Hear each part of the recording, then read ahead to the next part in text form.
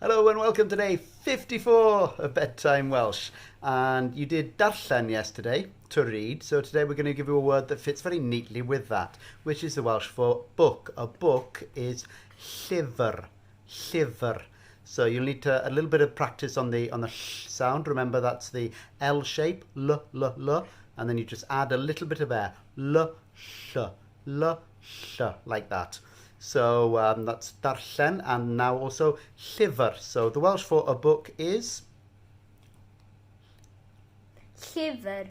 Llyfr. So to read a book is darllen llyfr. darllen llyfr. So the book, you need to say a llyfr. A llyfr. So the book is Y llyfr. So to read the book, Darllen y llyfr. darllen y llyfr. So now how about I'm reading the book?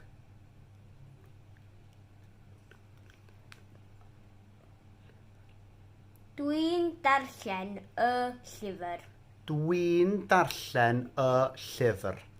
So now how about last one for today?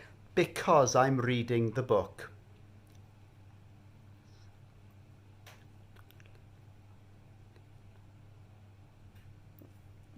Because I'm reading the book.